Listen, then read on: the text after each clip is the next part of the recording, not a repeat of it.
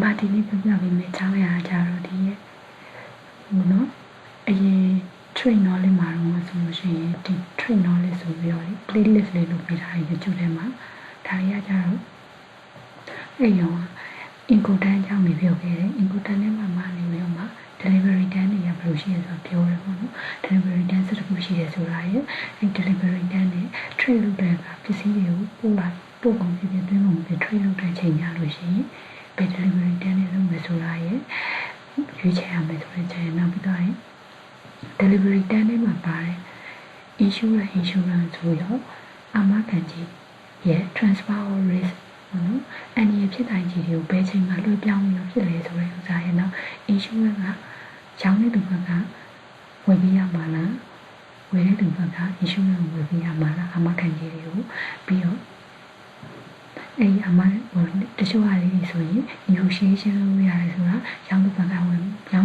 မခံပေးမလားဝယ်သူဘက်ကအမခံပေးမလားပြီးတော့လို့ရှိရင်အာမခံဘယ်လိုမျိုးစားတွေအာမခံပေးမှာလဲအဲ့ဒါမျိုးလေးရှိမှာပေါ့နော်အဲ့မျိုးလေးရှိလို့ဆိုမှာဘယ်လိုအာမခံမလဲအာမခံနေဆိုတာဘာဖြစ်လို့အာမခံကြီးဝယ်ဖို့လိုတာလဲဆိုရင်ဟိုဒါကိုသိအောင်လို့ပေါ့နော်ဒီဟာလေးနဲ့ပုံလေးနဲ့ပြောသွားပေးမယ်အဲ့ဥစ္စာကိုအရင် FAF မှာတော့ဗီဒီယိုလုပ်ထားတဲ့ဟာလေးကိုတစ်ချက်ပြန်ကြည့်လိုက်မယ်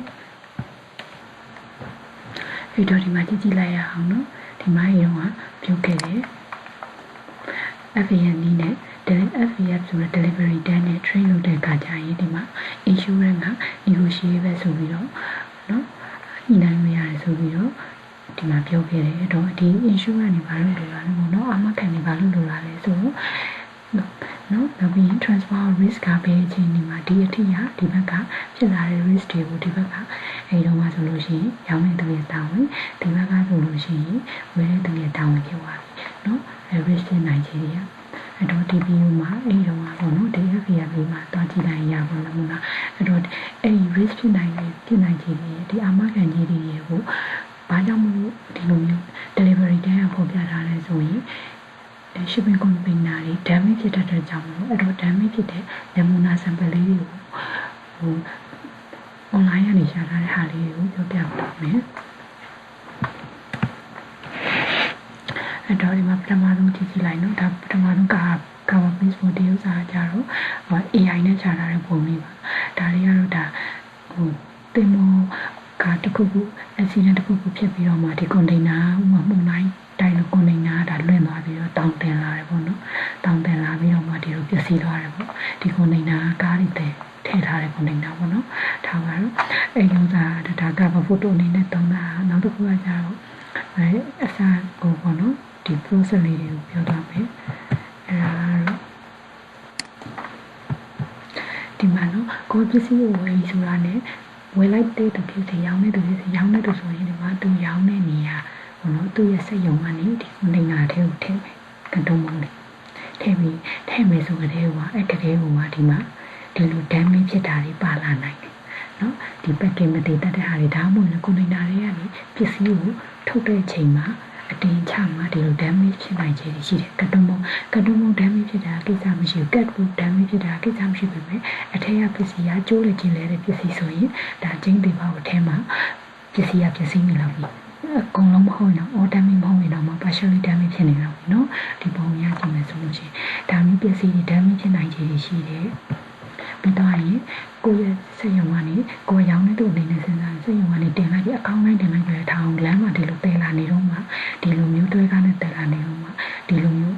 accident ဖြစ်နိုင်တာမျိုးလည်းရှိတယ်နော်ဒါစကန်ကိုသွားနေတော့လမ်းမှာပဲရှိတော့မှထားပါ store ကနေတော့ warehouse ကနေထွက်လာပြီးတော့အဲ့တော့ဒါမျိုး damage လည်းဖြစ်နိုင်ရှိတယ်အဲ့လိုဖြစ်တဲ့အချိန်မှာဒီလိုမျိုးတွေနော်ဒီလိုဖြစ်သွားနိုင်တာလည်းရှိတယ်သူ့ရဲ့ body တွေပျက်စီးသွားတယ်တခါလေဒီမှာနေ container လုံးဝဖြစ်တော့ဘောနော်မိုးလုံးလေးလုံးမဖြစ်တော့ဒါကျင်းတွေပေါ့သူ့မဟုတ်တယ်လိုက်မယ်ဆိုရင်လည်းပင်လယ်မှာဖြစ်လာတဲ့စံကန်လေးတွေရိုက်တာတွေမွာရှာဖြစ်တာတွေကိုလည်းလုံးဝသူကကာလာပြီးနိုင်တော့မှပွင့်ဖြစ်သွားပြီဆိုတော့နော်ဒီပုံတွေအကုန်လုံးကလည်းဒါ AI ရနေရှာတာတော့မဟုတ်တော့ဘူး cover page တစ်ခုပဲ AI ရရှာတာဒါတွေက shutter store ကနေယူထားတာမဟုတ်လို့အဲ့ထဲကပဲ screenshot လေးဖမ်းတာမဟုတ်လို့လေ တော့တရားလေးလူကိုလေးပါနေမှာ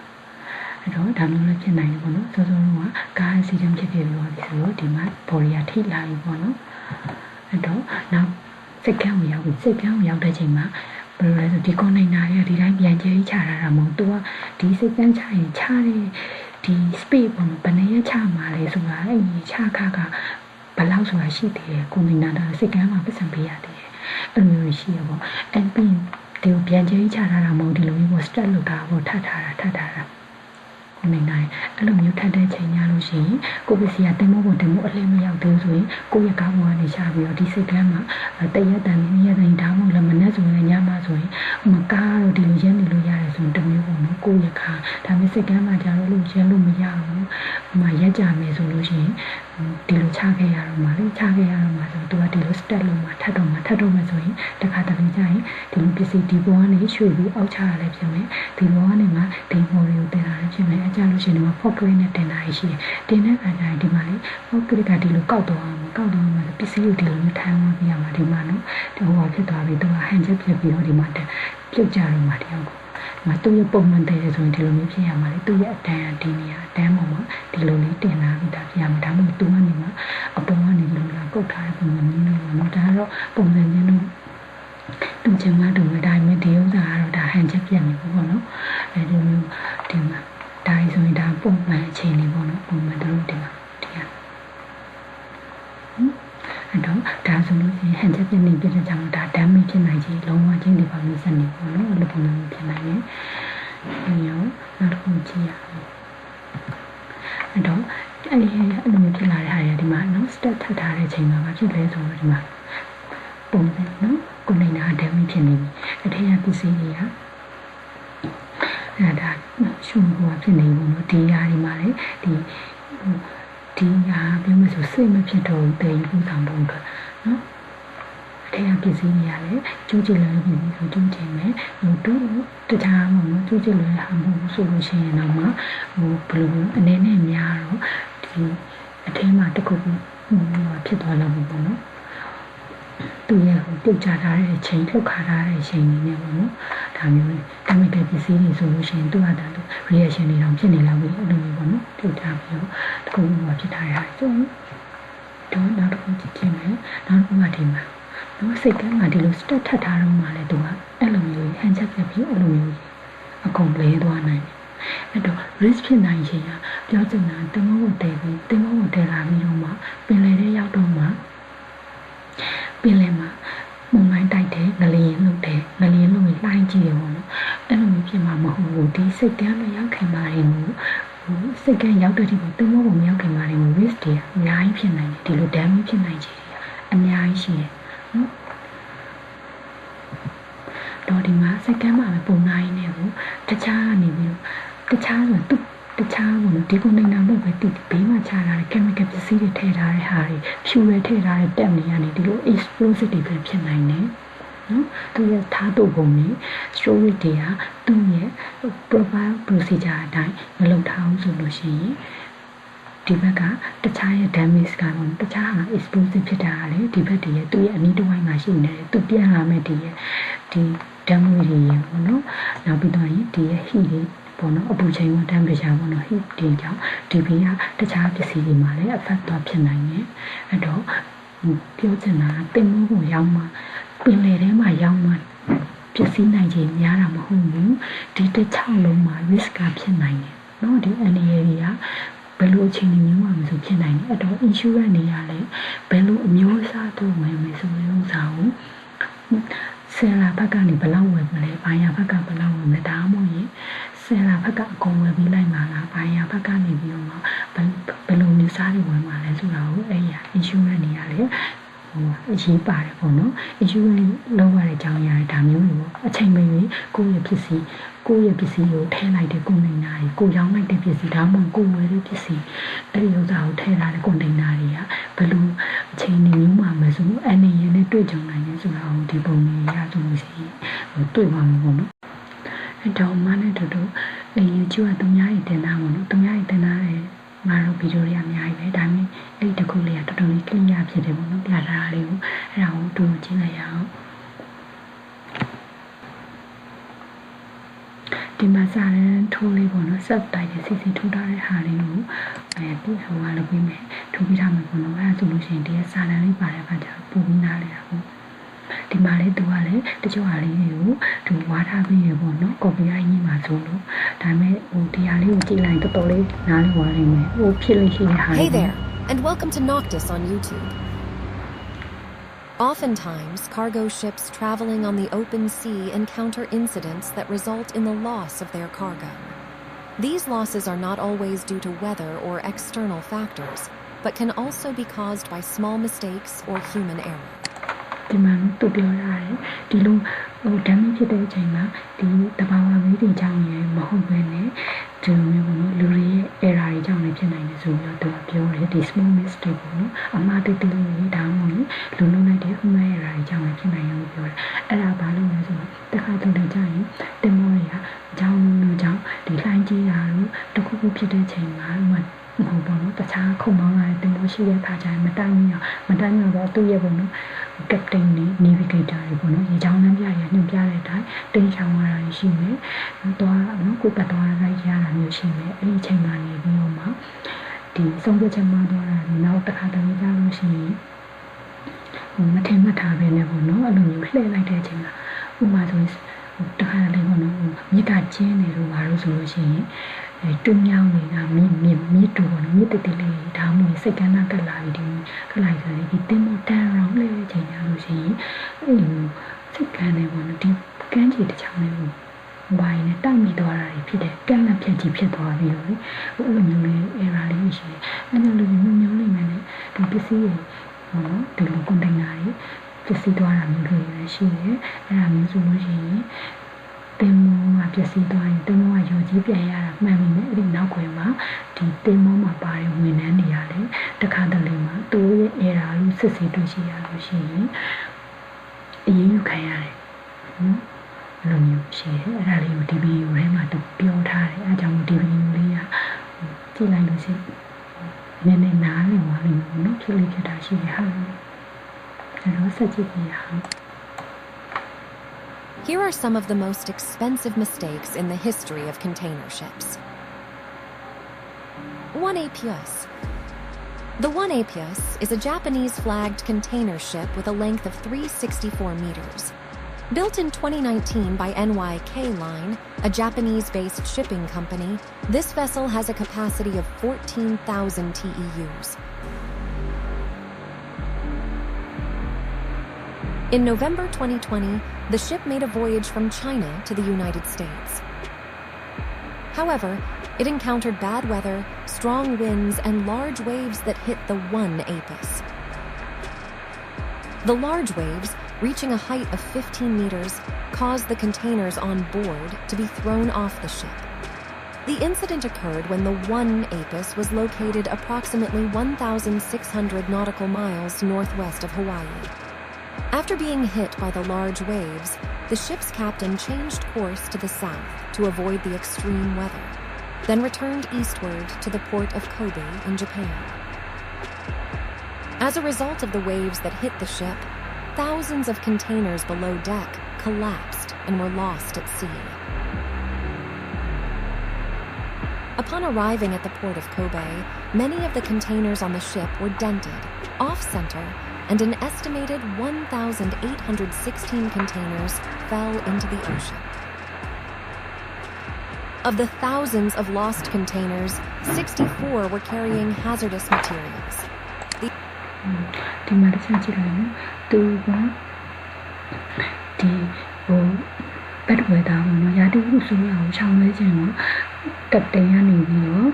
သူ့ရဲ့ direction ကိုနည်းနည်းပြောင်းလိုက်တဲ့အချိန်မှာ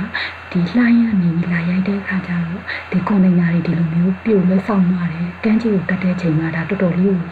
ဒီဆိုးဆိုးဝါးဖြစ်နေလို့နော်အဲဒီထဲမှာဟိုတခါတလေကျရင်အရန်ဆိုရင်မကောင်းတာပါလဲဆိုလို့ရှိရင်ရိုးရိုးပစ္စည်းတွေပဲပုံမှန်ပေါ့နော်အထွေတွေအနေနဲ့မရှိတဲ့ပစ္စည်းတွေပေါ့နော်လူသုံးကုန်ပစ္စည်းပုံမှန်ဟာလေးတွေမဟုတ်ဘဲနဲ့ဒီလိုတခါတလေမှာဒီလိုအနေနဲ့ရှိတဲ့ hazardous material တွေနော်ပေလာတာမျိုးဖြစ်တတ်တယ်ဟိုအဲ့ဒါမျိုးလေးဆိုရင်ဒါတော်တော်လေးစိုးရင်ရတယ်တကယ်ဆိုရင်လေတချို့ဆိုလို့ရှိရင်အဲ့လိုမျိုးဖြစ်တဲ့ချိန်မှာပောက်ကွဲမှုတွေဖြစ်နိုင်တယ်နောက်ပြီးတော့ လောင်စာစီလိုမျိုးလို့ဆိုလို့ရှိရင်ဒါရေထဲကိုပြန်သွားနိုင်တယ်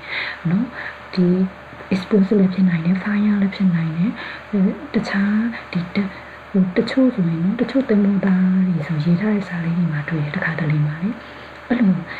ဒီအောင်ထဲမှာတွေကိုဒီတင်မောဝိုင်ပိုင်းဆင်းပြီးဆိုလို့လောက်ရတဲ့ချိန်မှာလေတခါလေကျအဲ့ဒီ hazard တွေကနေပြီးတော့ chemical reaction တွေဖြစ်ပြီးတော့ gas တွေထွက်နေရတယ်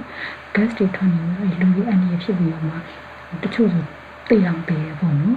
လူမျိုးဒီ oxygen mask မတက်သွားဘူးဆိုလို့ရှိရင်ပေါ့နော်ဒီ damage က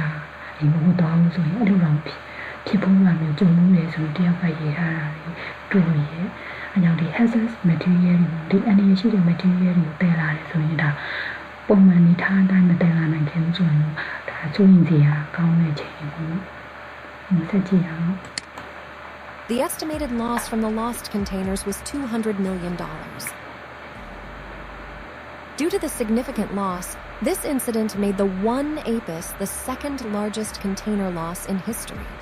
According to rumors, the incident was caused by the captain's mistake. The captain reportedly knew about the bad weather and strong winds, but still proceeded due to a tight schedule and the belief that the wave height would not be too high. Whether or not these rumors are true is still unknown. Manu tu si masa sali tu lai me tight schedule si le tu ai te su ku si ya mo tu wa te mo wa di bu le so schedule ni la ma ku pi si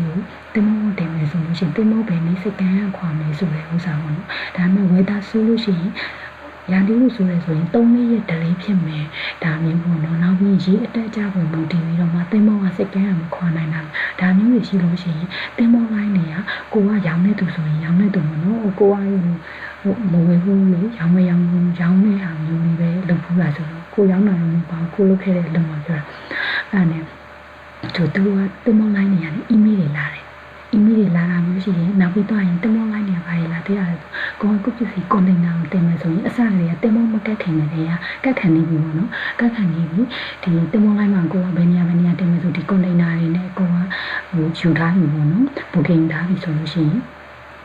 တင်မောလိုင်းကနေကိုပစ္စည်းကိုကွန်တိန်နာကိုဘယ်နေရာကိုချပေးမယ်ဆိုတာမျိုး schedule လာတယ်လေယာပုံလေးပေါ့နော်ကိုပစ္စည်းအမင်းကွန်တိန်နာကတော့1 by 5မှာဟိုမှာတော့အကန်9ကန်လောက်ရှိနေထားပါတကားပေါက်တွေနဲ့စောဖုန်းရတယ်ကန်9ကန်တော့မင်းကဘယ်နဲ့ကန်မြောက်မှာဒါနဲ့မင်းရောက်မှာတော့ဘယ်နှလွာရှိနေမှာမင်းကတော့ဘယ်နှစစ်မြောက်မှာဖြစ်နေမှာဒါမျိုးလေး email တွေလာတယ်သူရဲ့ schedule ပုံလေးလာတယ်ပေါ့နော်ကိုပစ္စည်းပြန်လာထားမယ်ဆိုတာမျိုးအဲ့ဒါမျိုးလေးလာတတ်တယ်ဟိုဒါတော့ဒီကမှာဘာလို့ဒါနာပြပြပါနော်နောက်ပြီးတင်မောဘယ်နည်းမှာတော့ကတ်မယ်ဘယ်နည်းကတ်မယ်ဘယ်နည်းထွက်ခွာမယ်ဒါပေမဲ့အလိုထွက်ခွာကနေလို့တင်မောစက္ကန့်မှလာခဲ့တယ်ဥမာပစ္စည်းတွေတင်နေရ2ရက်ကြာ3ရက်ကြာဒါပေမဲ့တင်မောတကယ်ဆိုထွက်ရမယ် temperature time ဖြစ်နေပြီဒါပေမဲ့ရာသီဥတုဆိုးနေတာရယ်ပြီးတော့လို့ရှိရင်ရေအတက်ကြကြောင်လို့ဥမာကိုကစုတွေစက္ကန့်မှာကိုရက်ကွန်တိန်နာတွေကိုတော့တင်မယ်လို့တင်မော line နဲ့အစကတည်းက booking ထားပြီးသားနော်ဒါပေမဲ့ရေကကျလာတယ်ဟုတ်နော်မြည်အတက်ကြရှိမယ်ဒါမျိုးကျလာတဲ့ချိန်မှာတင်မောကဥမာအရန်ကြသွားရင်လည်းကြောက်ဆူးချထားတယ်ပေါ့ထားပါတော့အရန်ကြသွားတယ်ဆိုသူတို့ပြန်ထုတ်လို့မရမှာဆိုရတယ်ဖြစ်တယ်ဒါဆိုရင်သူတို့ကအဲ့ဒီရေချောင်းနေထားကိုကြည့်ပြီးတော့စက်ပြောင်းရှုလိုက်တာမျိုးရှိတယ်အဲ့ကြရင်ကိုကနေပြီးတော့ကိုထင်ညှော်မှန်းထားတာတပူပတ်စံပူကုန်ပါပြီဘာလို့ဆိုကိုကအစောပိုင်းတုန်းကဒီကွန်တိန်နာတင်ဖို့တော့ကောက်ငှားထားတယ်ဆိုကိုကစုလေကျော်အထိပဲလေကီလိုမီတာဘလောက်နဲ့တွက်ပြီးငှားထားတာလေဒါမှမဟုတ်ဘယ်လိုဖြစ်သွားလဲဆိုရင်ကီလိုဝါအထိဖြစ်သွားတယ်ဆိုရင်ကိုကဟိုဘက်ကကီလိုမီတာပို့သွားပြီနော်အဲကြောင့်လို့ရှိရင်ကိုမထင်ထားတဲ့expand ပေါ့နော်အသုံးစိတ်တွေကပို့လာတယ်ပေါ့နော်အဲ့လိုမျိုးတွေဖြစ်သွားတယ်အဲ့ဒါမျိုးလေးတွေကဒီလို variation ရှိတယ် fix ဖြစ်မနေဘူးအဲကြတဲ့အခါကျတော့ဒီဘက်စိတ်ကမှာကိုကနောက်ကျလိုက်ပြီပေါ့တင်မောလိုင်းကနောက်ကျလိုက်ပြီရတယ်ဦးကြောင့်ဟိုဘက်စိတ်ကကိုသူကဘယ်နည်း estimated arrival time ပေါ့နော်သူဒီဟိုဟာရှိမယ်အဲ့ estimated arrival time ထပ်သူအရန်နောက်ကျနေပြီဆိုလို့ရှိရင်သူကဒီတင်မောမှာပါလာတဲ့တချို့ပစ္စည်းတွေကအဆင်မပြေတော့ဘူးပဲ expire ဖြစ်သွားတာမျိုးမှတစ်လဖြစ်မယ်နှစ်လဖြစ်မယ်ဒါမျိုးလေးလည်းရှိမှာပေါ့နော်သူရဲ့ schedule လေးရှိမယ်ဒါမှမဟုတ်ရင်လည်းတင်မောကနေပြီးတော့ဥမာအပတ်စက္ကန့်မှာအဲ့ဒီနေ့ကိုကတ်ပြီးတော့ရင်သူက maintain နဲ့ပြန်လို့ပြန်စစ်ပါညာနဲ့ပြန်ထွက်ရမယ့် schedule ရှိအောင်ပါလေအဲကြောင့်အရန်နိကန်သွားတယ်ထင်နေကြမှာအဲ့လိုပေါ့တစ်ခုခုဖြစ်နိုင်တယ်ပေါ့နော်ဒီ complexity တွေကြောင့်လည်းဖြစ်နိုင်တယ်ဒါမှမဟုတ်ရင်တင်မောဆွဲမယ်နော် schedule ပေါ့နော်အဲ့လိုမျိုးရက်ကတ်သွားတယ်ကြောင့်မို့အဲ့လိုမျိုးကြောင့်မို့လို့လေ ဒီလိုမျိုးလောက်တာဖြစ်နိုင်တယ်ဆိုပြီးဒီလိုမျိုးဒီ rumor တွေထွက်တယ်ပေါ့နော်ဒီကောလာဟာလာတွေ tight schedule ဖြစ်တဲ့အကြောင်းမို့လို့ကပတိန်ကဂိမ်းမဆိုင်ပြန်နဲ့ရာတင်မှုစူးနေတာဟိုတော့မှဆက်သွားခဲ့တယ်ဆိုပြီးတော့ဒီလိုမျိုးအဲ့ဒီတရင်ထွက်ခဲ့တယ်ပေါ့လေဒီမှာဟိုဆက်ကြည့်နေ As an official investigation into the one Apis ship has yet to be released. MSC Napoli. The MSC Napoli was a container ship sailing under the British flag. In January 2017, the ship encountered bad weather and strong winds of up to 115 kilometers per hour, causing severe damage to the hull. The ship's crew requested rescue assistance from the British government. Eventually, the ship was towed to the waters of Lyme Bay and then beached near Seatown in England. At the time, the MSC Napoli was carrying 2,300 containers and 3,800 tons of fuel, including explosives, fertilizers, and car engine. ဒီတင်မောဆိုရင်တော့ဟိုကြည့်လိုက်အောင်ဒီတင်မောဆိုလို့ရှိရင်ပုံမှန်ကွန်တိန်နာဆိုတာလူသုံးပစ္စည်းလည်းဖြစ်မယ်နော်တခြားဟိုပါပေါ့နော်ပုံမှန်မှာတဲလို့ရပစ္စည်းလည်းဖြစ်မယ်အဲ့အပြင်ဖြူရည်လည်းပါတယ်လောင်စာတွေလည်းပါတယ်နော် explosive ဖြစ်နိုင်တဲ့ဟာမျိုးတွေလည်းဒီထဲမှာပါတယ်နော်ဥပမာပြပြမယ်ဆိုရင်တက်ခဲယူရတယ်နော်လီသီယမ်အိုင်ဘက်ထရီပေါ့နော်ဘက်ထရီပေါ့ regular တက်ခဲပုံမှာလည်းကြာဒါမျိုးတွေဆိုရင်လေရင်နဲ့တယ်လို့ရှိရင်တဲလို့မရဘူးလေရင်အတယ်မခံဥပမာအဲ့ဒီပစ္စည်းမှာအဲ့ဒီတက်ခဲကိုတောင်းရတယ်အဲ့ဒီဘက်ထရီကိုတောင်းရတယ်ဆိုရင်ဖြုတ်ပြီးတီးတန့်ပေါ်တာအဲ့လိုမျိုးလေးပေါ့နော်သူကဖြုတ်ထားလိုက်တာ explosive ဟိုရဆိုပြီးတော့လေတော့လေးလူတွေမှာအပူချိန်ရနောက်တစ်ခု pressure ရှိအောင်လေနော်အဲ့ဒီအချိန်ကြီးရှိရတာကြတော့သူ့ဖိအားတစ်ခုအောင်မှာအပူချိန်ဘယ်လောက်လဲဆိုလို့ရှိရင် explosive ဖြစ်နိုင်တယ်ဒါမျိုးတွေရှိနိုင်တယ်နော်လေးလူဖိအားရဲ့ပူချိန်ရဲ့ဒါမျိုးတွေသူ explosive ပစ္စည်းတွေပါတယ်လောင်စာတွေပါတယ်နောက်ပြီးဒီဓာတ်မြေဩဇာတွေကလည်း chemical တွေပေါ့နော်သူ reaction ဖြစ်တာပဲသူ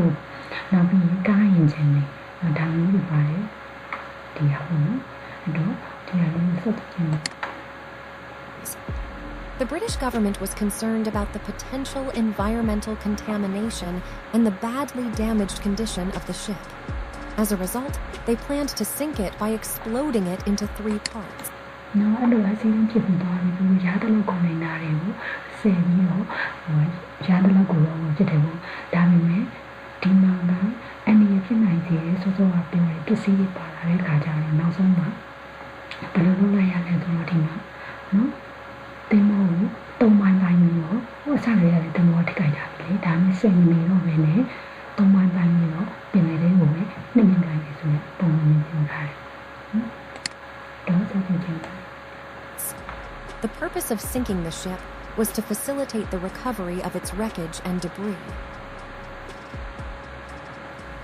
After removing all the fuel and containers, the rescue team successfully lifted all the wreckage and debris from the seabed, which took 2.5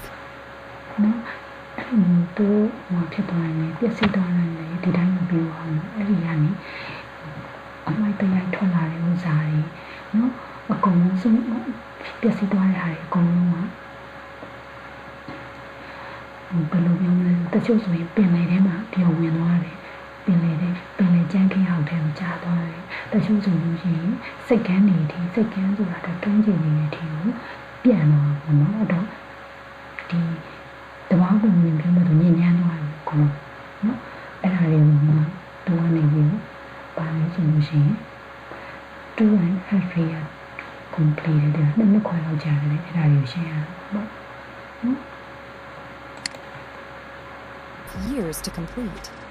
The UK government spent £120 million for the salvage operation, making it the second most expensive shipwreck in maritime history. MOL Comfort. In June 2013, the MOL Comfort experienced extreme weather with high waves, which caused cracks in the bottom of the ship. Fearing the ship would sink, all crew members were forced to abandon the MOL Comfort using the lifeboats. They were later rescued by a German-flagged vessel. The cracked ship eventually split in two, but even after being split, both parts of the ship remained afloat, and the loaded containers remained intact. However, 3 days later, the stern section of the ship sank to a depth of 4,000 meters below sea level, along with approximately 1,700 containers and 1,500 tons of fuel.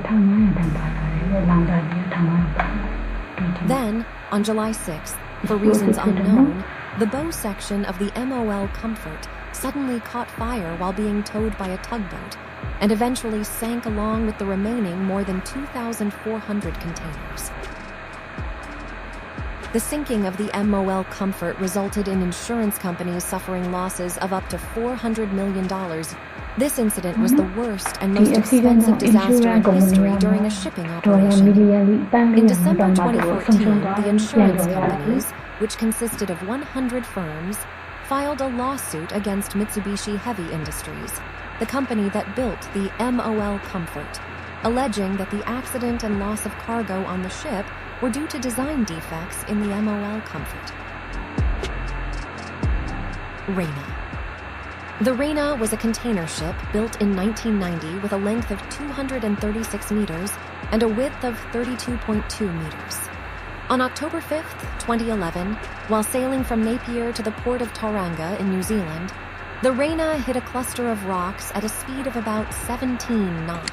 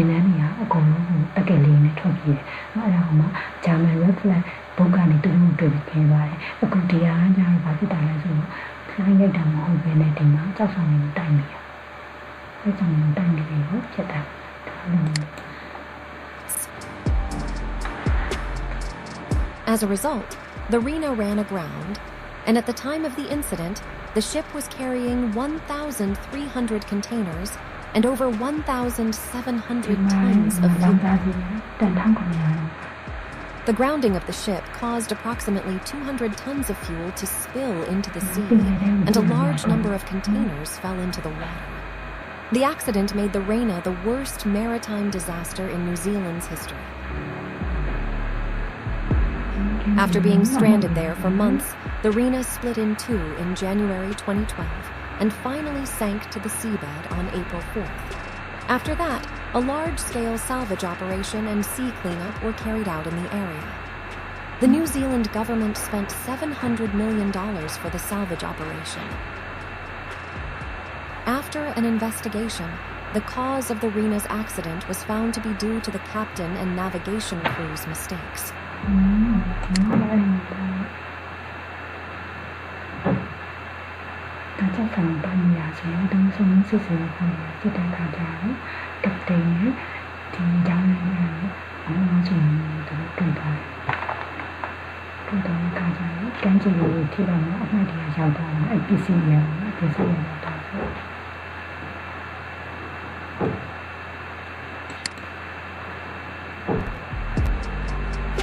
At the time of the incident, the Reina had altered its route to arrive at the destination as quickly as possible to meet the deadline.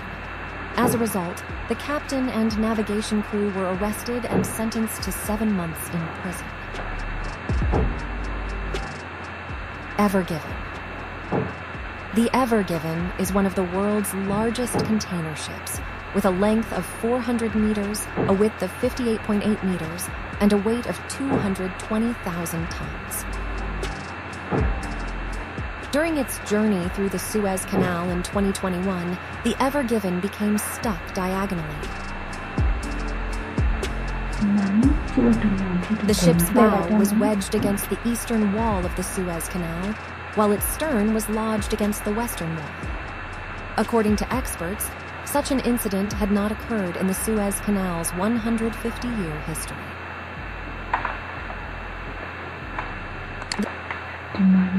ever given ever going there I don't know why ever going you know you got a little don't know the more than so the book is very much about this is a doing them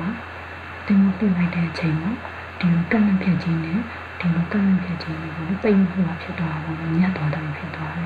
they are the most of the day and I don't the common people and media market the chain market to the The Suez Canal is a man-made transportation route that is 193 kilometers long. It is a critical trade route because it provides a direct shipping link between Europe and Asia without having to circumnavigate Africa.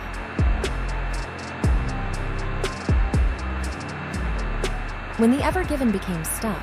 it caused a backlog of more than 400 ships as they were unable to pass through the Suez Canal. The cause of the incident was believed to be due to strong winds and human error, which caused the ship to veer off course and become lodged diagonally. After being trapped for almost a week, the ship was finally freed. However, the impact of the incident was significant. While stuck, the Ever Given held up $9.6 billion worth of trade goods per day. That's the end of this video. I hope you enjoyed it. Make sure to subscribe to this channel so you don't miss any of our new content. See you next time.